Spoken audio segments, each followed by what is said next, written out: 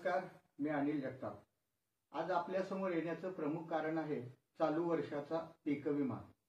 जसे की आपण सर्वजण जाणता, चालू वर्षी राज्य शासनाने एक नवीन पीक विमा योजना आणलेली आहे आणि या पीक विमा योजनेमध्ये नुकसान भरपाईच्या देण्याच्या ज्या पद्धती आहेत त्यात बदल केलेला आहे। केवळ पीक कापणी प्रयोगाद्वारे यावर्षी पीक नुकसान भरपाई मिळणार आहे। सर्वसामान्य शेतकऱ्यांना पीक कापणी प्रयोग म्हणजे काय असतो, त्यातून कशा प्रकारे नुकसान भरपाई दिली जाते हे माहीत व्हावं, याच्यासाठी मी आज आपल्या समोर आलेलो आहे।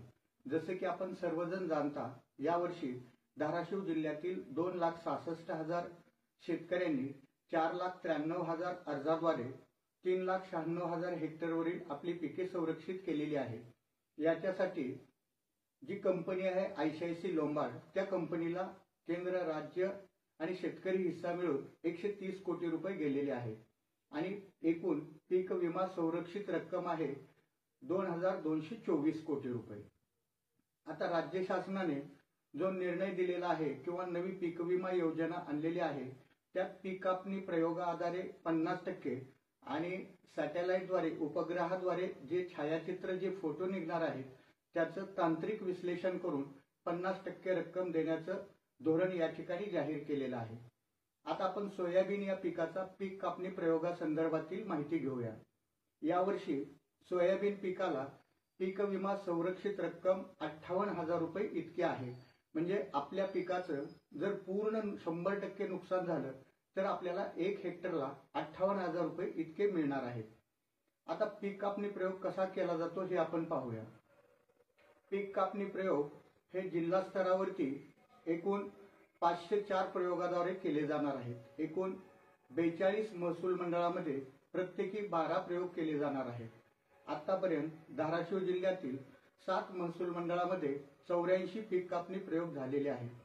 दुर्दैवाने केवळ 1 महसूल मंडळ सोडलं तर 6 महसूल मंडळामध्ये उत्पादन आपल्याला जे काही येणं अपेक्षित आहे त्यापेक्षा जास्तीचं आलेलं आहे।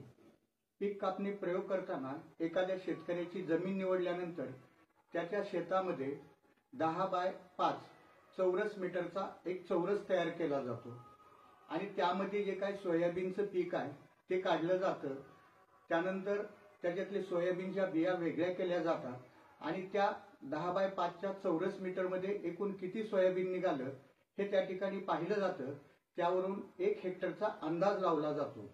अशा प्रकारे एका महसूल मंडळात 12 प्रयोग केले जातात। हे प्रयोग करत असताना पीक विमा कंपनीचे अधिकारी, कृषी सहाय्यक, तलाठी आणि शेतकरी उपस्थित असतात। हा प्रयोग चालू असताना शेतकऱ्यांनी घ्यावयाची दक्षता म्हणजे त्या चौरस मीटर मधलं सोयाबीन काढल्यानंतर जे काही बिया येतील, जे काही सोयाबीन येईल त्यातलं फुटकं सोयाबीन असेल, कोंब निघालेलं सोयाबीन असेल, हे बाजूला काढलं जावं, जेणेकरून आपलं जास्तीत जास्त उत्पादन हे कमी येईल। तसेच त्यामध्ये माझ्या माहितीप्रमाणे कंपनी 10% मॉइश्चर धरलं जातं, ते 30% पर्यंत धरलं जावं। कारण आपण पाहतोय एखाद्या हमीभाव केंद्रावरती आपण सोयाबीन घेऊन गेल्यानंतर त्या ठिकाणी मॉइश्चर तपासल्यानंतरच ते घेतात।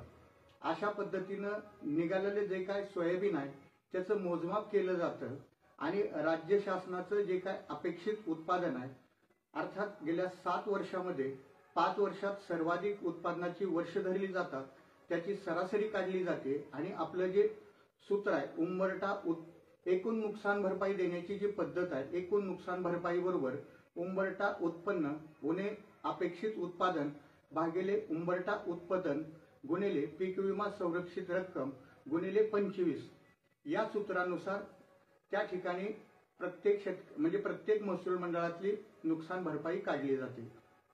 आता काही जण सांगतात की 0% उत्पादन दाखवलं जावं।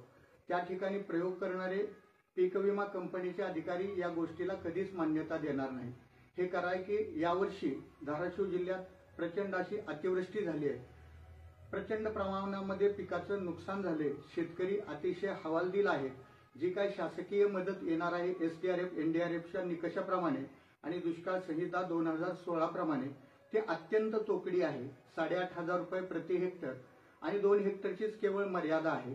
त्यामुळे आता स्वाभाविकपणाने शेतकऱ्याचा कल पीक विमा नुकसान भरपाईकडे आहे आणि त्याकडे शेतकरी डोळे लावून बसलेला आहे।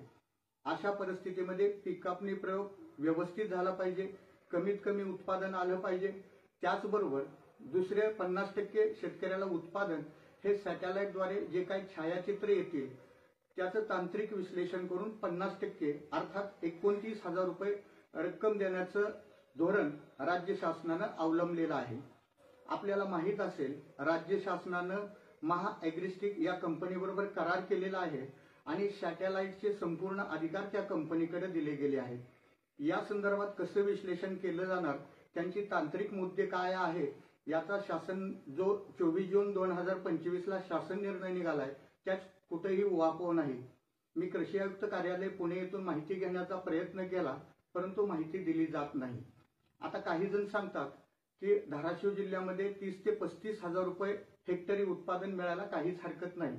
त्यांच्या म्हणण्यानुसार जर हे शेतकऱ्यांना नुकसान भरपाई मिळालं तर त्यांच्या तोंडात साखरच.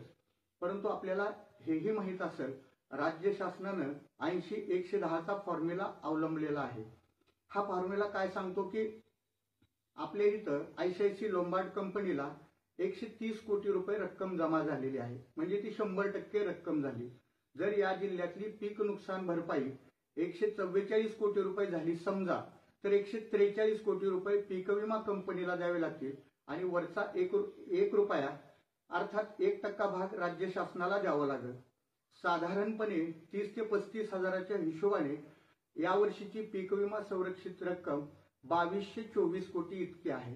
अर्थात 1200-1250 कोटीपेक्षा जास्त नुकसान भरपाई मिळेल 30-35 हजार रुपये प्रति हेक्टर प्रमाणे.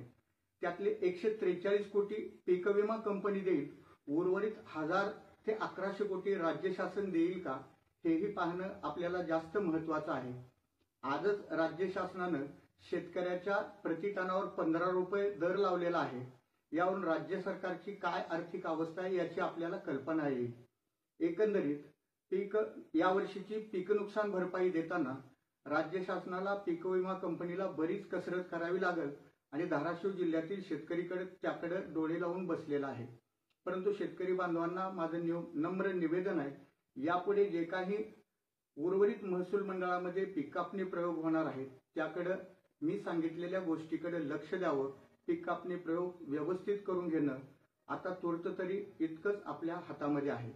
पीक कापणी प्रयोगासंदर्भात आपल्याला माहिती द्यावी या उद्देशानं मी आपल्या समोर आलो. नमस्कार.